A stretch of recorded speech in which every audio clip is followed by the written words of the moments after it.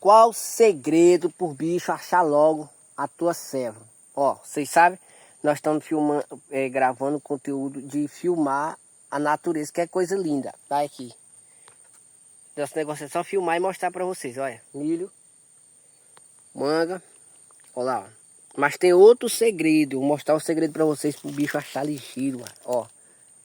Suco, abacaxi, ó. Então, bota aqui, ó. Despeja, né? Vendo? Despeja o suco. Ó. Vocês sabem pra que isso? Não tá duvido não, cara. Esse aqui é o segredo pro bicho achar ligeiro a ceva, né? Sabe pra que serve isso, esse suco? Que é suco de abacaxi, ele cheira. Aí a gente vai e coloca aqui, ó.